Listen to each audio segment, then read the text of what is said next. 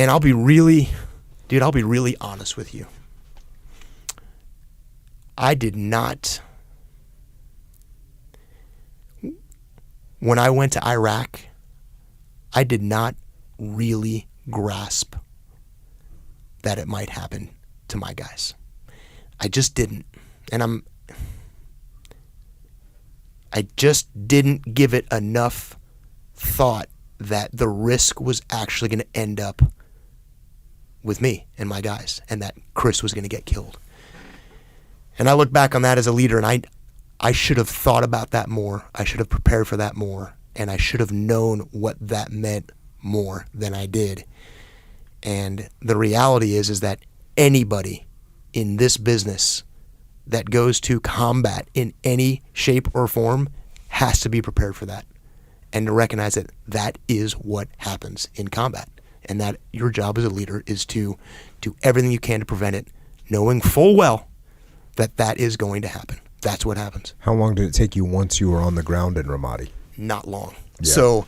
So the sledgehammer for me, I mean, I will never forget the day. I'll never forget June 20th, ever. The sledgehammer for me was the first day I got there. The guy that I was replacing got in a Humvee, hit an IED. Now, he was wounded, but he broke both of his legs in a Humvee that I was supposed to take from him. We were supposed to do the turnover of that Humvee. I ended up obviously not getting that vehicle because it got blown up. But it was a major in the Marine Corps. And it was like a major aviator in the Marine Corps got blown up by an IED. So I got up to speed very quickly. And that place had an ability to get you to be aware of the reality of it very fast. So I think I got there very fast. Day one, something happened, but the anticipation of that getting there, that was kind of a sledgehammer for me. What about reading reports when you were going in? So we talked about this last time. My best friend was in Ramadi. Neil. Yeah, Neil. Neil was in Ramadi in 3rd Battalion, 7th Marines. So make no mistake, Jocko, I objectively understood what was going on. I mean, I was aware. I knew what I was getting myself into when I asked to go on that FAC tour to Ramadi.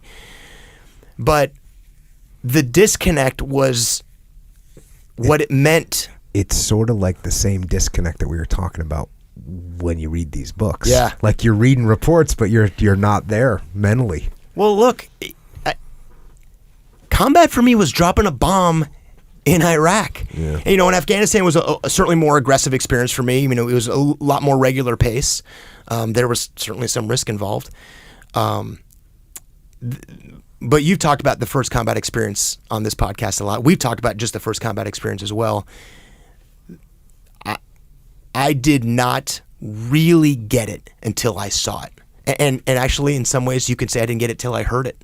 The sounds of combat, what it really sounds like to have a bullet go past your head so close that you can actually sort of gauge how close it was to your head, and whether it was closer to the guy next to you 3 feet away or closer to you, who was the sniper actually looking. I've had those thoughts. I know you have too. So the sights, the sounds of that, it's just it's hard to replicate. And I've actually been envious. You've talked about the training that you did for your guys at Task Unit Bruiser and some of the things you did. I didn't do a lot of those things, and I showed up. And look, this is no criticism. I'm not throwing a hit on anybody. This is just the way it was.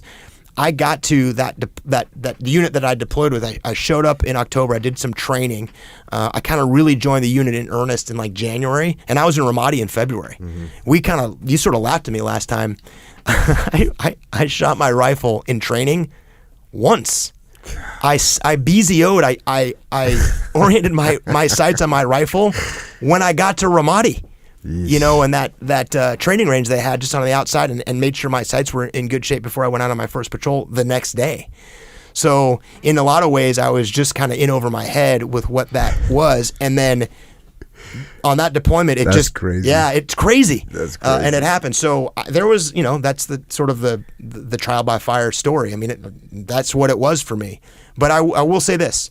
I got up to speed quickly in the recognition of the reality. And look, people were getting wounded. People were getting killed pretty regularly that you could see, like, man, that's close. That's real. That's on a street I've been on. That's on a patrol I've done. That's on an OP that I've manned.